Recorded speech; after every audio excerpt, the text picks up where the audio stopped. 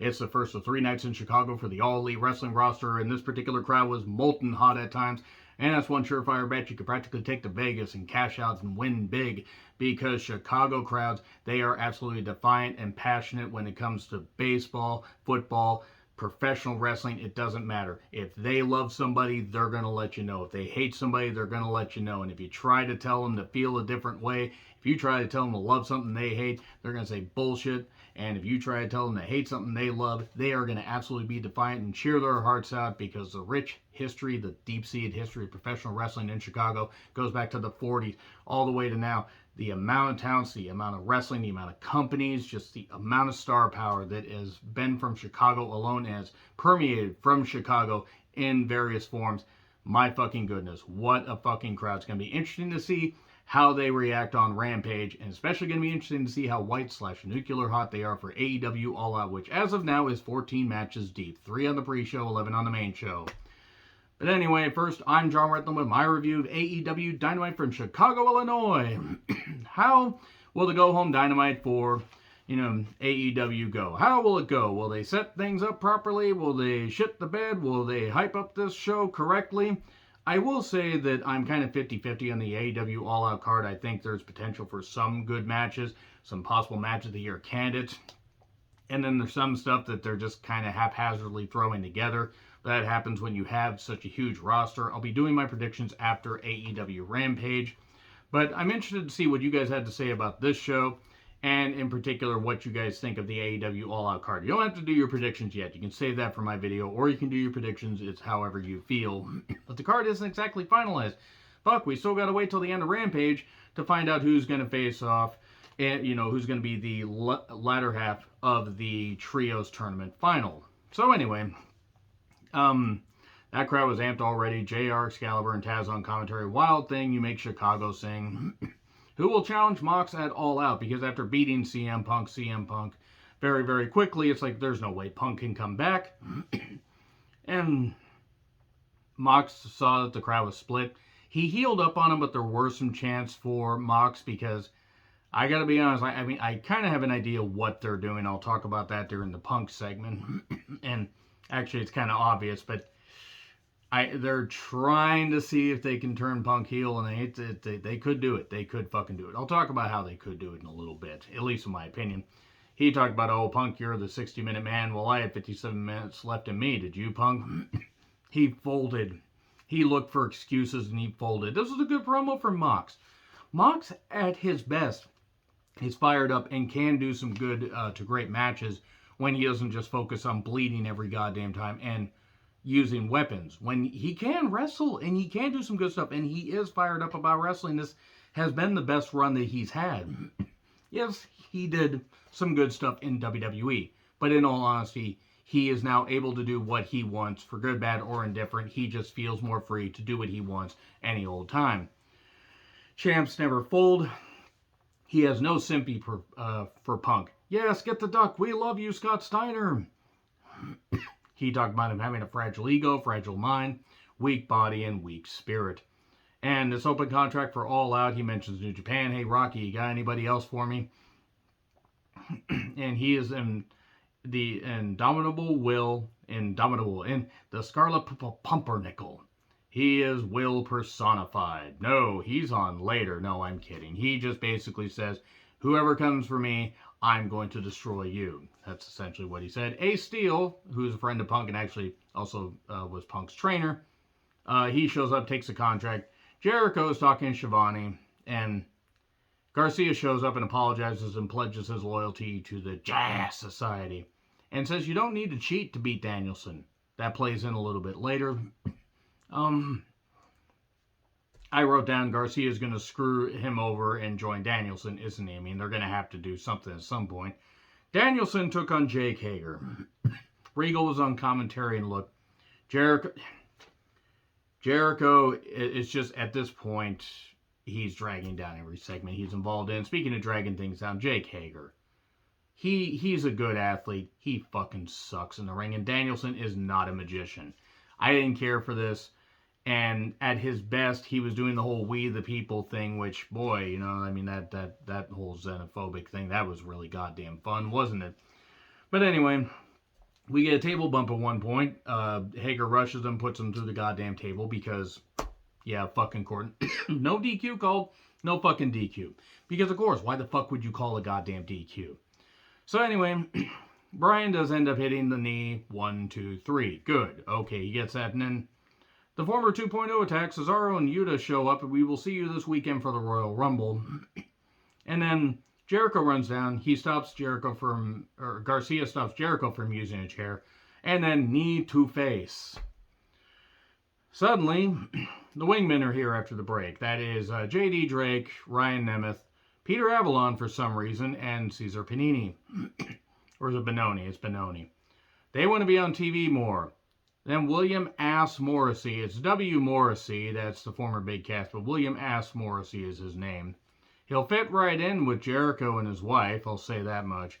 He looks good. He has gotten over his alcohol issues and stuff like that. He's still a brain-dead Trumper, but nevertheless, he takes them all out. Here's Stokely, and he needs another tall guy. Then again, if Stokely goes after everybody that's taller than him, that'll pretty much be anybody that doesn't qualify as a midget wrestler.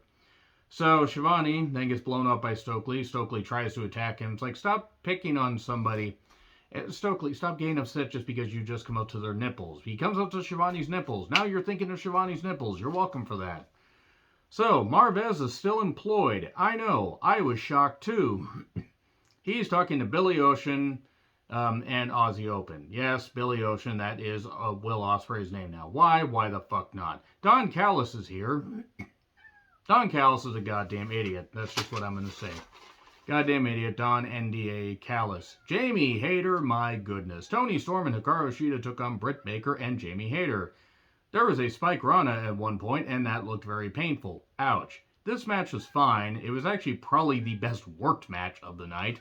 Because, again, all four of them can work. Britt's probably the least of them, but at least she's a personality that has done well. As far as, being the centerpiece of the division for good, bad, or indifferent. I hope Thunder Rosa recovers from her injury soon, by the way. Pace is good. I still want Shida to cane me in the face. I have issues. And the Katana kick, 1, 2, 3. And Britt took the pin, which probably means that Britt's going to win on Sunday. Oh boy, just what we need. So, Kip Sabian talks about details and plans. I'm sorry, I cannot take Kip Sabian seriously as a villainous threat. He's fine in the ring. I just, no. Sorry. Miro talks about God making a deal with the devil to take him out.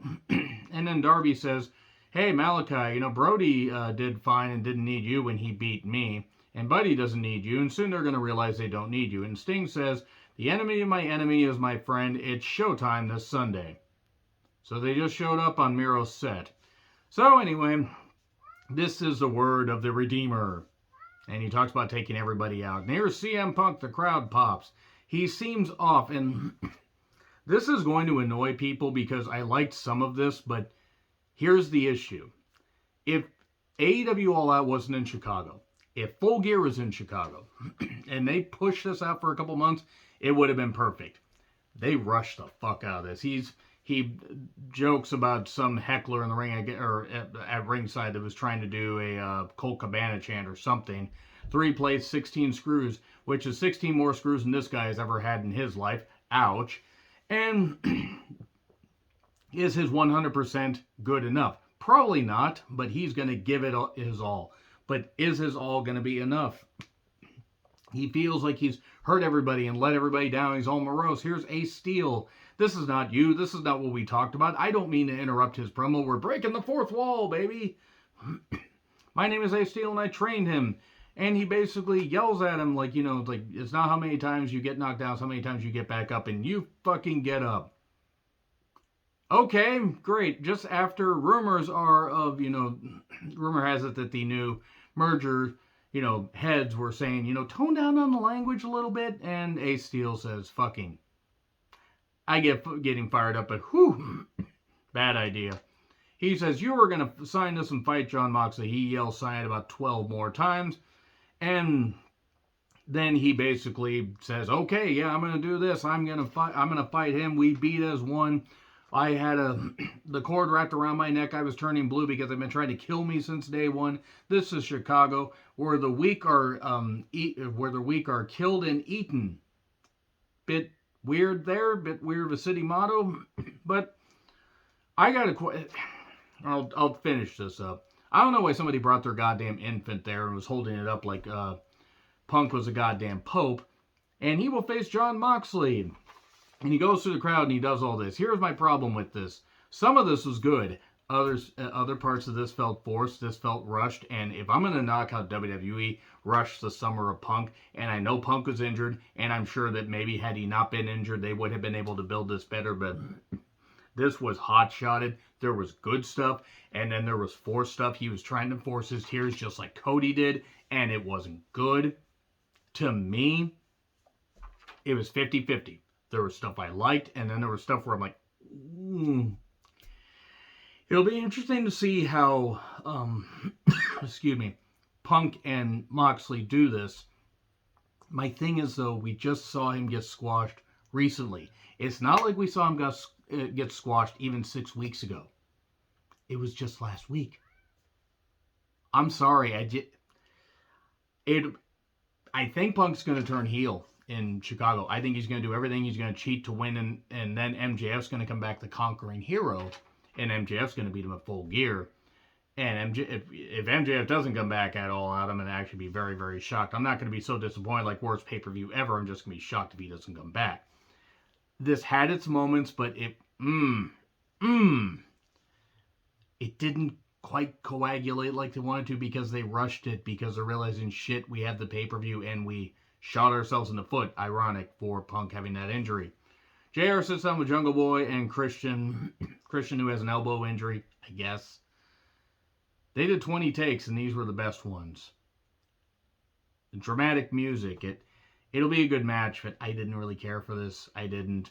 Huge pop for FTR and Wardlow. FTR and Wardlow take on Silas Young, Ren Jones, and I did not catch the other guy's name. The other guy looks great, I'll say that much. Mauling, Big Rig, Powerbomb Symphony, 1, 2, 3. There you go. That's fine. Nice, quick way to get people some ring time. And holy fuck, Moxley understands how to use the entranceway. Wow. He comes down and says, all right, you want to go out on your shield? That's fine. Well, Chicago, you're going to see your hero fall. I will show you the difference between a fake messiah, a martyr, and the real thing. There you go. All right. 10 is injured, and he can't be in the trios match. Uno says he'll take his place. Then Andrade, El Olio, and G.I. Jose show up. And Andrade says, here, have some money. I'll buy you both. No, we're Dark Order. And then he proceeds to knock 10 down safely, hit Uno with the crutch, and then Jose threatens 10 with a taser. Why?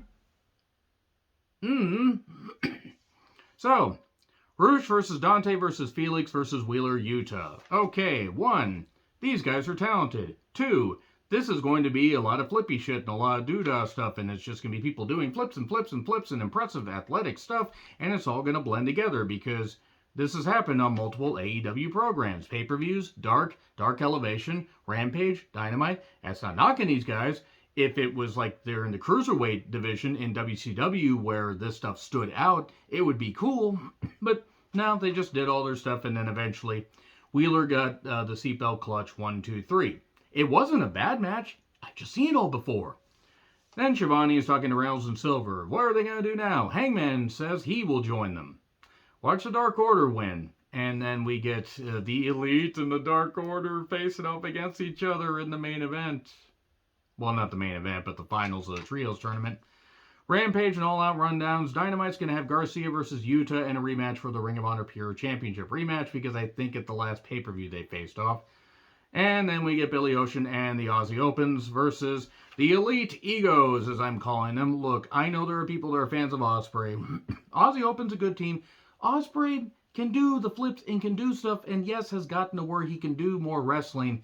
Omega and the Bucks do the same stuff, and the problem is 4 out of the 6 guys here do the same goddamn stuff. It's a trio semifinal match, and I wrote down, and I know that some people aren't going to like this, but these are just my opinions. 1, Callis joined commentary, so it's fucking dead right there because Don Callis is a piece of shit. But everyone will flip, everyone will no-sell, they'll do every goddamn move in existence, and the referee will be rendered ineffective. And it will go too long. And lo and behold, that's what happened. Now, it didn't go as long as last week's trios match, but still.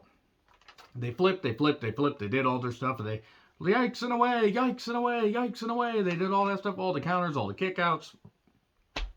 If you like this stuff, that's fine. For me, when the Bucks put on great matches, I point out. When it's the same stuff that it's always been, and Omega does a lot of the same shit, and so is Ospreay. Aussie Open, they're actually a team with really good size, and they were just rendered ineffective here. One Winged Angel, 1, 2, 3. There you go. One of the Aussie Open guys got pinned. I don't remember who. And so, yeah, it's going to be the Elite, likely versus the Dark Order on, for All Out. But my All Out predictions will not happen until after Rampage, just in case something weird happened. And then I did see the YouTube exclusive where they showed Aussie Open and Ospreay beating up the Elite. I noted that Omega's promos sound so fake. I hate using the word fake even for stuff I don't like when it comes to wrestling, but that's just what it is. And the Bucks basically made a mockery of the goddamn thing. Look, I know there are people that like the Elite. I don't. It wasn't a bad show. The last two matches just blended together because it was flips and dives and high impact stuff. Thankfully, nobody got hurt. Anyway, it's going to be interesting to see how Rampage goes, and hopefully All Out's a good show. Hopefully you guys order it, because their pay-per-views usually do deliver.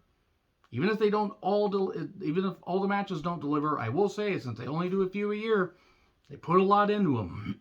Anyway, agree, disagree what I said. Like, share, subscribe, Twitter handle in the description. I'm John Rethlin. I'll see you soon.